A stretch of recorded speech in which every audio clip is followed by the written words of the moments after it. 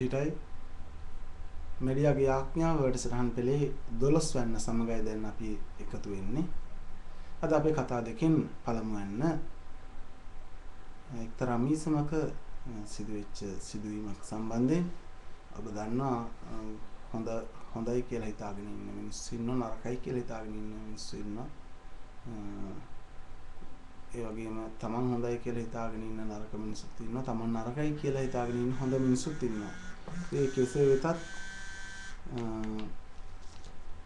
කෙසේ වෙතත් අපි අද යොමුකන් දෙන්න යනවා ඒ වගේ කෙනෙක් පිළිබඳව කතන්දරයකට.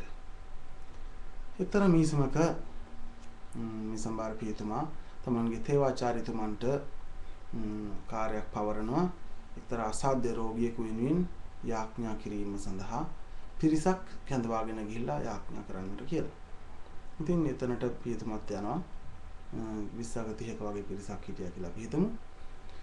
ඉතින් මේ මොහොතේදී යාඥාව කරන අතර එක්තරා හොඳයි කියලා හිතාගෙන ඉන්න කෙනෙක් මේ සමේ පියතුමාට කියන පියතුමා මෙතන ඉන්නවා මේ ගෙවල් බින්දින හොරු මංකොල්ලකාරයෝ ඒ වගේ කීප දෙනෙක්වත් මෙතනට එකතු කරගෙන තියෙනවා කියලා.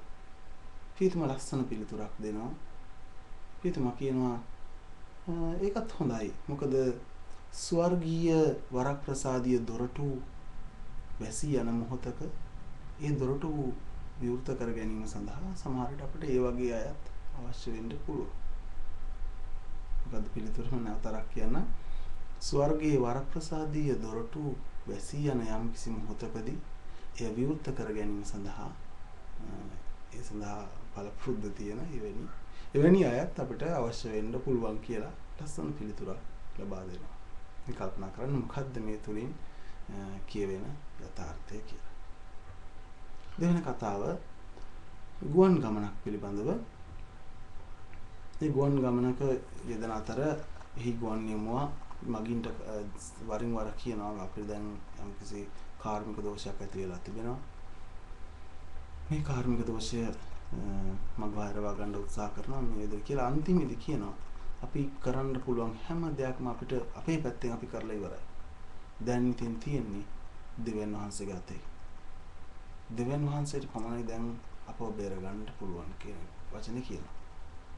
ඉතින් මේ නිවේදනේ හරියට ඇහිච්ච නැති මගියේ තමන් එක්කම එහා පැත්තේ වාඩි වෙලා ඉන්න පියතුමෙක්ට කතා කරලා අහන පියතුමා ගුවන් නියම කියපු දේ මට හරියට පැහැදිලි වුණේ නැහැ.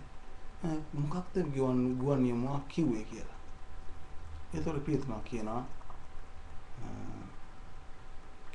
කොටින්ම කිව්වොත් ගුවන් නියම කිව්වේ අපිට කිසිම බලාපොරොත්තුවක් නැහැ කියලා. කොටින්ම කිව්වොත් ගුවන් නියම කිව්වේ අපිට කිසිම බලාපොරොත්තුවක් නැහැ කියලා. ඒකෙන්ම පේනවා පියතුමාගේ විශ්වාසයේ තරම ඒ මොහොතේදී කොතෙක් වුණාද කියලා.